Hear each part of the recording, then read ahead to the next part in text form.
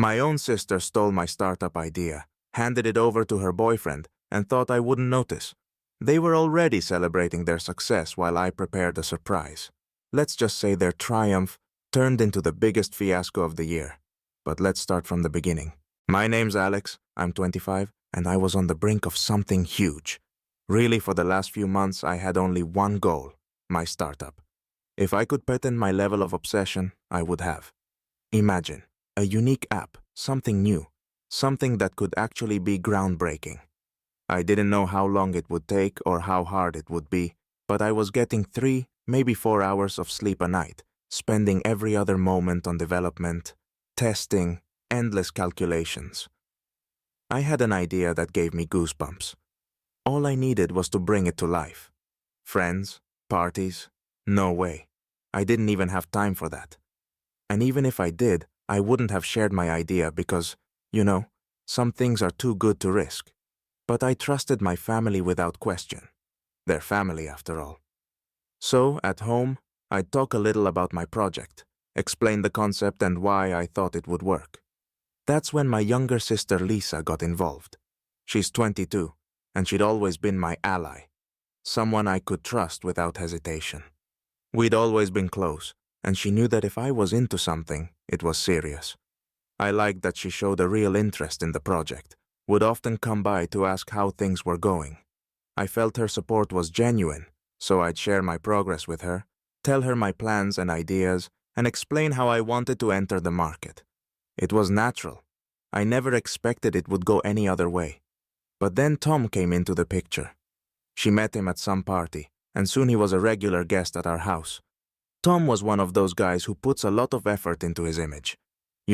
One of those guys who thinks every opinion he has is genius. But really, his knowledge was just a collection of motivational quotes from random websites. And right away, this guy starts talking about how into startups he is, how he understands the market, and something or other about investments. Listening to him, I had to hold back laughter. This guy who probably didn't even have a real job had more confidence than anyone I'd met. One day, out of the blue, Lisa asked me, "Alex, how are you protecting your idea? You're planning on getting some sort of patent, right?" For a second, I froze. A patent? That was awfully professional of Lisa, who usually showed interest in, let's say, simpler things. But I brushed it off, figuring she'd just picked it up from talking with Tom, and I let it go. But then the next week, she brought it up again, throwing out a line that put me on edge. "Tom would really love to discuss your project vision with you. You don't mind, do you?" Whoa, whoa, whoa. Why was Tom, this guy I'd barely met, suddenly so into my ideas? Who was he to know what I was working on? I decided to stay quiet and told her I wasn't interested in talking about big ideas with him. But honestly, from that moment on, I started noticing strange things. Lisa started asking even more questions about the project, almost like she was deliberately pulling details out of me. And a couple of times, I even caught her typing things on her phone while I talked about my progress. At first, I chalked it up to my paranoia. You know that feeling where you think it's all in your head, but then it became this constant vibe. Every conversation about the project somehow ended with Lisa asking another competition question, or about methods for idea protection. And Tom started showing up more often, acting like an expert. That's when something inside me really clicked. A couple of weeks went by, and I'd almost calmed down, deciding that maybe Lisa and Tom were just talkers, and it was just my paranoia. But one day, I was scrolling through the news as usual, and stumbled on an article in a local business blog. The headline read, "New startup set to launch app promising to be a game changer." Sounded like a standard clickbait title, and I was about to scroll past it when I saw the logo in the picture. And damn it, it looked way too familiar. My first thought was, no, this can't be. But I kept reading. Every detail, the concept, the interface, even the name, was suspiciously close to my project. I froze, like I'd seen a ghost. My brain went into overdrive trying to figure out how this could have happened.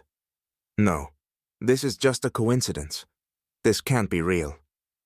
And then I hit the founders section and read the names. Tom and Lisa. My own sister.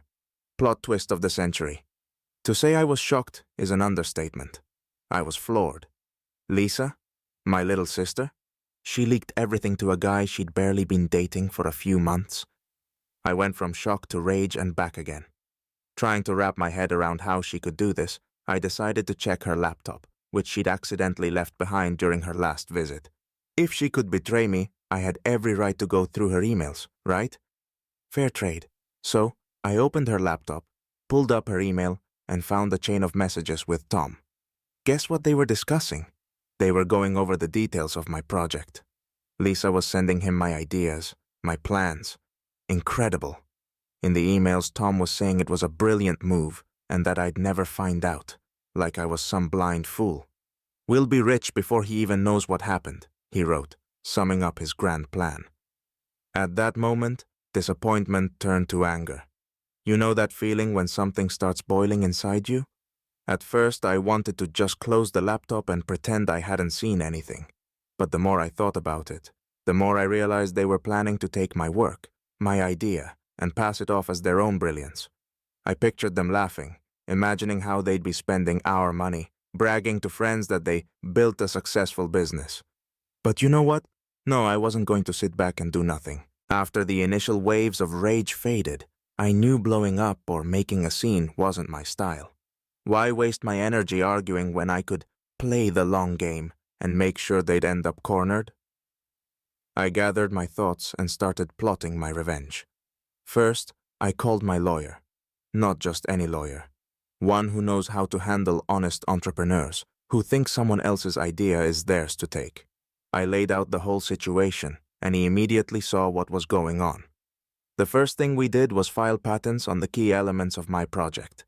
If anyone tried to copy my brainchild, they'd be in for a major legal mess. Next up was meeting with investors. Yeah, I hadn't planned to launch so soon, but at this point, time was of the essence. While Tom and Lisa were out there bragging about how they were about to disrupt the market, I was securing funding for a rapid release. They had no idea I was already preparing a counterattack. Meanwhile, I gathered as much evidence as possible.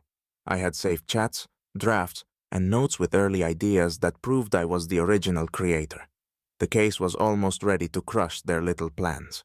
Then came the moment I was waiting for. Through a friend, I heard that Tom and Lisa were planning to give a presentation.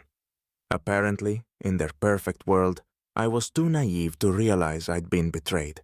So they were trying to launch as quickly as possible. Perfect. I decided it was time to strike. The day before their presentation, I filed an intellectual property complaint. My lawyer drafted the document so precisely that they had no way out. They got a cease and desist order that essentially banned them from even showing up on stage, let alone unveiling the stolen project. And that's when Tom, the master manipulator, finally realized they were in deep, well, you know. They had neither the resources nor the legal support to fend off my attack. Their project, their hopes, their plans, all of it was effectively ruined before they could even say, "Here's our demo." While Lisa and Tom scrambled, trying to find some way to get around my legal claim, I made a move they didn't see coming. I launched my app. Yes, officially, with a slick marketing campaign, investor backing, and the promise that this was the next big thing. My teasers and posts exploded on social media. Everyone was talking about my project, while Tom and Lisa desperately tried to fix their legal nightmare. Then came their big day, their scheduled presentation that was supposed to be their moment in the spotlight. I could only imagine them rehearsing their speeches, picking out what to wear, planning to bask in the success of my work. They probably believed up until the last moment that luck was on their side. But then their lawyers delivered the bombshell. An injunction order effectively shutting down their launch. They couldn't even go on stage, much less present their brilliant version of my app. They were left standing backstage, ready to make their debut, only to be told the show was cancelled. Epic failure. At first, they tried to fight it. Tom started calling all his contacts, trying to get support, promising he'd make a comeback.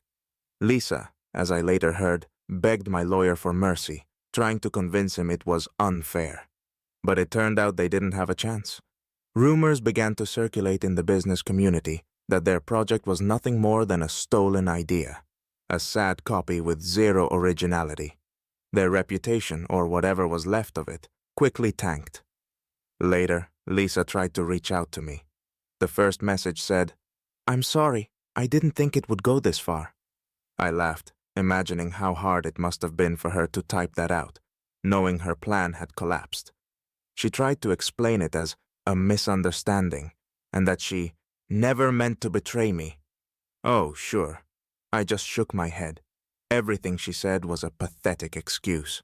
As for Tom, he bailed on her as soon as he realized there was nothing left to extract from the situation. Typical Tom, the kind who loves easy money and even easier wins. The second things got tough, he left her behind without a second thought. In the end, my startup didn't just launch, it succeeded. The success wasn't just important for me as a creator. It was a life lesson. I realized that sometimes even those closest to you can betray you, and that protecting your work and ideas is priceless. Things with Lisa never mended, but honestly, that was a price I was willing to pay for my dream and for justice.